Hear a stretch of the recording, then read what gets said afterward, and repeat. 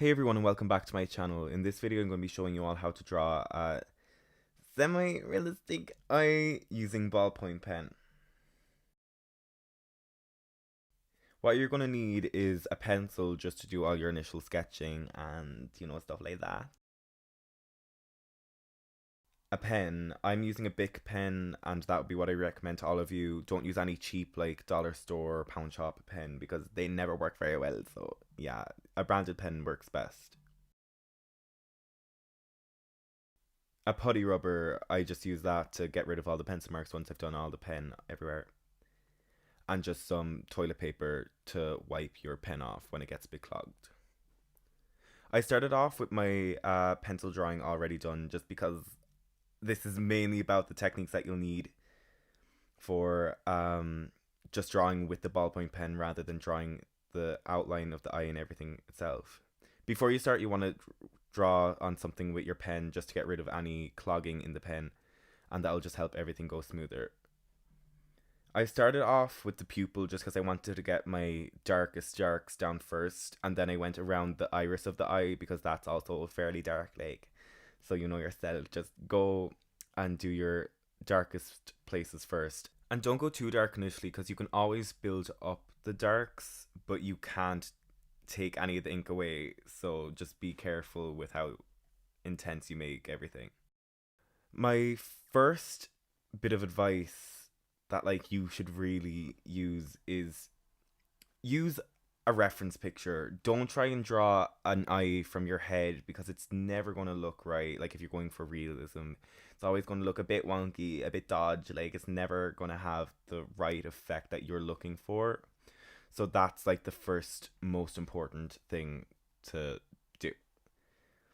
The next thing is follow, this is the first thing pretty much still, but follow your reference as much as you can. Like I'm really bad at getting a likeness with portraits and stuff, and like this isn't helping, but just make sure you're getting every single detail within the eye, every single like ripple in the iris, every single vein, every single wrinkle around the eye. I'm not the best at that. Now I'm going to tell you that now. Like I'm not very good. But I'm telling you, just try. I'm still trying to get better and you should get better.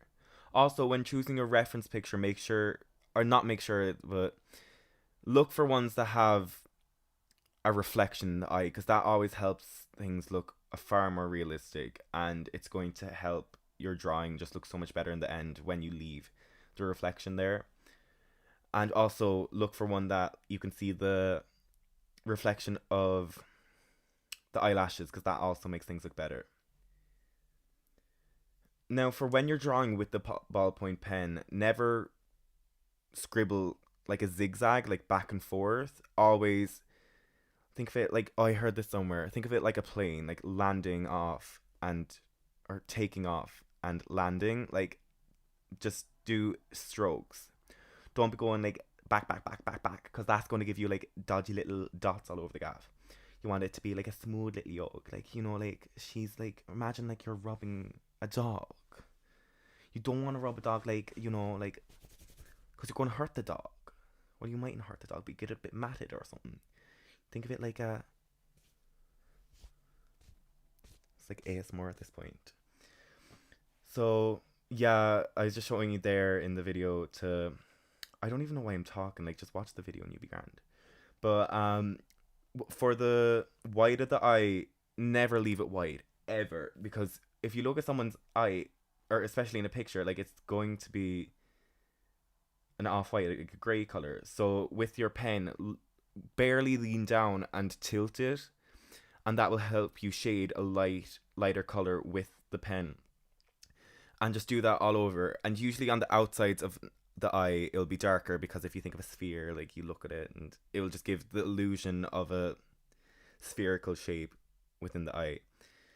And yeah, also try and get the veins. I didn't do very well because I didn't wipe off my pen, so there's a bit of like gammy dots all over the gaff, but try your best to make it as smooth as possible. And then in the tear duct you want to try and get as much detail in there because that will really help bring it to life. Now I'm moving on to the crease of the eye, and I'm just building up a shadow or line where the shadow is within the crease. And whatever angle that I was at, I could not do this properly. Like, she was going proper dodge. But I just slowly building up the crease and making it darker and darker, because in the reference photo it was pretty much black. But I was really scared of putting it down black straight away. And once again, make sure your lines are going in the one direction when you're trying to shade with a pen, because if you try and cross hatch, because cross hatching is a style, but if you're going for realism, it's not going to look realistic because you're going to see loads of like little squares all over the place. So with the ballpoint pen, just draw little lines, and you're drawing them as light as you possibly can, and you're drawing them as close as you possibly can to give it an illusion of a flat like color. So just keep on, like, and remember the plane, yo, just plane landing and taking off. That's what you're doing with your pen, landing and taking off.